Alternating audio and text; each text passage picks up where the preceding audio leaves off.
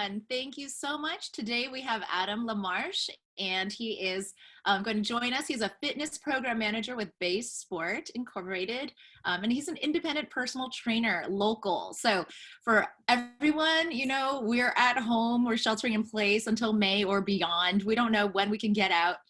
You know, for me, I've been trying to get to my morning, routine and like get out and jog, which I did this morning. So I checked that off my box. But, some people are working out more because they don't have to commute. But then some people are working out less because they have to balance all this, like, schooling at home and work. And it's just overwhelming. And you can't get to the gym, So maybe, Adam can shed some light. Can you go ahead and, just tell us about yourself and tell us a little bit about your business? Yeah, absolutely. Thank you for that wonderful introduction, by the way. So I live in the Bay Area on the peninsula by way of New England. I'm a Massachusetts, New Hampshire native. Grew up there, grew up as an athlete. My dad put me on skates when I was the ripe old age of 3. So, just learned how to walk, time to start ice skating. That's how they do it back east.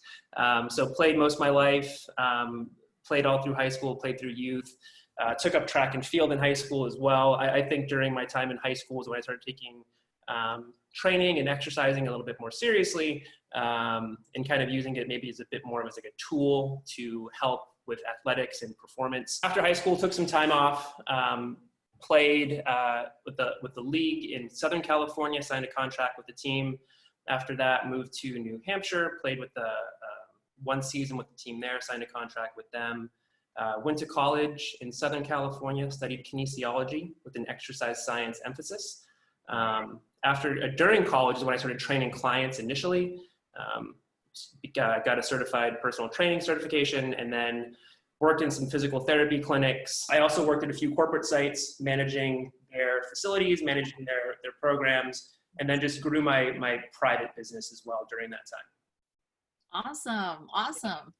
Wonderful. Well, it seems like you have, everything behind you to, give you all the knowledge to help everyone out there. Tell us how, since we've been sheltering in place, how have you been impacted by today's challenges since, before you were working directly with people, helping them with their needs, and now we can't be within 6 feet of everyone. So I don't know if you're able to, go into the gym or, go to their space and kind of still train them, or is it virtual? Yeah, it was super challenging, right? Like in this industry, you're so accustomed and so used to going into the gym and going into the fitness center and working one-on-one with your people.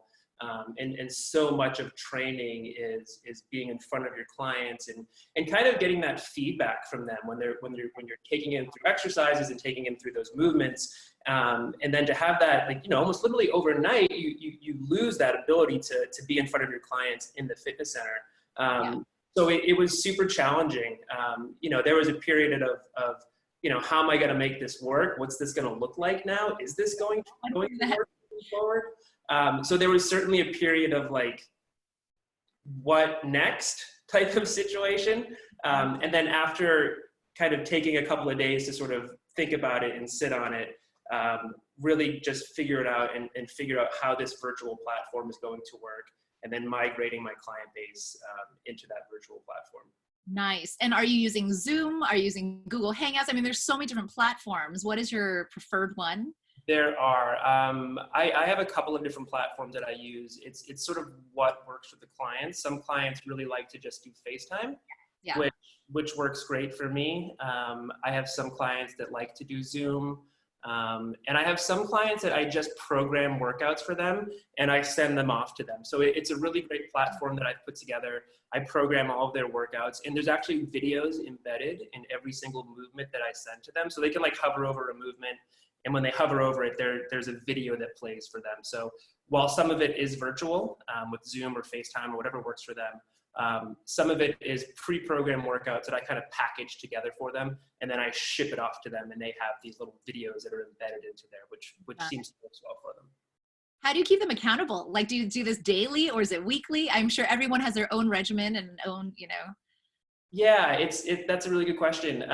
It's a little bit different for everyone. the folks that I pre-program the workouts for and the platform that I use, I can see if they've opened their Oh work. yeah.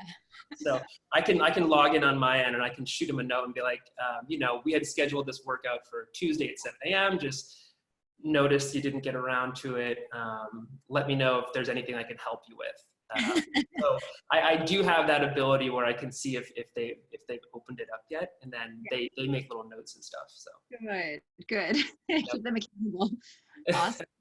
Yeah. So tell us about some of the positive outcomes as a result of your adjustments. I know there's a lot of, difficulty and adjustment. Everyone's learned to do everything virtually. Yep. And this is our new normalcy, so Yep. What adjustments or positive outcomes? Yeah, I think if somebody would have told me this time last year that I would be a 100% full-time virtual trainer, I would have said, like, no way, like, there's no way that would work. So I think being thrust into this position and kind of thrown into this situation, I guess you kind of do one of two things, like you adapt or you don't adapt. And I've been able to, after a period of sort of figuring out how it's going to work, really make it work and I think grow professionally as a trainer, and establish some new skills that maybe I wasn't sure that I had. So I think for me personally, it's really allowed me to broaden my skill set and just also acquire some new skills that I wasn't aware that I had. So I think it's been a growing experience for myself. Yeah, as everyone, I used Zoom before, but now I'm using Zoom daily. The kids are on Zoom, the kids are on Google Hangouts. It's really amazing because life continues and we adjust, and so it's awesome. What recommendation would you share with our audience today? Yep. So to me, I always think, as a fitness professional, that exercise, that fitness, it's super important, right? It was important before we were in this situation. It's going to be important after this situation that we're in, after the dust settles. I think that it's extra important right now. I think people's anxieties are running a little bit high. I think that people are a little bit uncomfortable. And now more than anything, I think that staying fit, staying active, getting out, getting your heart rate up, incorporating some exercise into your routine it can do wonders for you. It can help you feel better. It can help break the day up a little bit. I think all of us are kind of stuck in this rut of like, is it Tuesday? Is it Wednesday? Definitely. And it's important to get out and move around a little bit. I know for myself personally, that's one of the only times where I'm not thinking about 15 other things is when I'm exercising. So it can be a great exercise to kind of help clear your mind. We're all stuck in front of our computers a lot. And I know, like, even I think my brother had some shoulder issues because, looking at the iPhone too much or whatever. So Sure. Do you recommend, like, working out first thing in the morning, getting the heart rate up, getting the mind positive, filling with endorphins, and then, breaking up, like, is there a maximum amount of time that you should sit in front of your computer and then go take a break? I mean, what do you kind of recommend in that area? Right. I always tell my clients that they should do what works best for them. Some people by nature are morning exercisers. I'm not. I mean, I've always been training my clients in the mornings. I have my first session at 5:30 in the morning. Wow. Yeah. So I've always been working in the early mornings. I have some clients that's when they do their best work. I have some folks that are afternoon exercisers. I have some folks that are evening exercisers. I think that you should exercise when you feel at your peak. For me, it's usually like late afternoon, early evening. That's what works well for me. Maybe you're a morning exerciser. I think folks should do what works best for them. As far as computer time is concerned, I've read articles that sitting is the new smoking. Sitting for extended periods of time, there's a host of health issues that are associated with it. There's all kinds of apps and things you can load on your calendar to kind of ping you to remind you to stand up. Right. I tell my folks if you can stand up every 45 minutes, 30 minutes, get up, stand up. There's so many different ways to set your computer up. There's standing desks that are available now that are super helpful. And I think just you become more productive when you stand. So yeah. You have the Superman or the Wonder Woman pose. Yeah, exactly. The confidence. Yep. Nice. So, are there any easy workouts or anything that you can, like, teach us or, give us a little tidbit of, Sure. Yeah, definitely. Absolutely. I think right now, fitness centers are closed, right? And we don't all have Yeah. bands or weights or whatever. We don't all have access to exercise equipment right now. And as we discussed, exercise, it's so important. So I have a few things that I'm willing to bet that most folks have. These are 2 cans. I have here. Or bonds of beans. Yeah, whatever's in the can is irrelevant. That doesn't really matter. Nice. And we're going to use this for like light resistance. And then in addition to that, I just have. Yeah, we got the 2 garbanzo beans. We got the sweat towel. Garbanzo beans, sweat towel. And I'm going to take you through 3 exercises. We're going to do 3 exercises. Okay. The rep scheme that we're going to do is going to be 10, 8, 6, 4, 2. So we're not going to actually do all 5 rounds. Okay. We're going to do this like a circuit. So you're going to do 3 movements with the first round being 10 exercises for everything. And when you do this at home on your own, when you circuit back, the second set will be 8, the third set will be 6, 4, and 2, right? So it's a quick way to kind of get your heart rate up. And we were talking about sitting, right? We all sit at our computers for extended periods of time. The first exercise is going to be really good to help open up your chest. We tend to sort of have this kind of hunched over, internally rotated position. Right. First thing we're going to do, we're going to do a bent over fly. We're going to do a single arm dumbbell, single arm can shoulder press. Force it out there. Single arm can shoulder press. But we're going to sort of spice that up. I have a propane tank. There you go. Just don't drop it. Bent over fly, single arm dumbbell shoulder press. And we're going to sort of spice that shoulder press up by balancing. This is the bent over fly that I'm going to show you. So I've got my resistance right here. And I'm going to turn sideways so you can see my profile. The weights are going to be in front of my body here. And what I'm going to do is my feet are stacked up underneath my hips. I'm going to slightly bend my knees. So I've got a little bit of knee bend, holding the weights here. And I'm going to do what's called a hip hinge. And from here, I lower my chest to the floor, and you'll notice my back is still flat, right? I've got some tension on my hamstrings, my core is tight, and from here, I'm gonna pull these weights back. And the cue I like to give my clients is focus on squeezing your shoulder blades together like you're trying to crack a walnut between your legs, right? So that's the pull, that's the pulling exercise. It's gonna help sort of counteract your day of sitting at your computer. Oh, I like that. The second exercise is a press. Now, what I'm going to do is hold these weights at a 90-degree angle, and you can't quite see my feet, but I'm going to actually pick up my right foot up and off the floor. So I'm now balancing on my left foot, and I'm going to press with just the right. Now, before I start this exercise, I engage my core. I'm nice and tight. I'm balancing on my left leg, and I'm pressing weight straight up to the ceiling, shoulder towards my ear, and I come right back down to that 90-degree position. The whole time I'm balancing on just my left leg.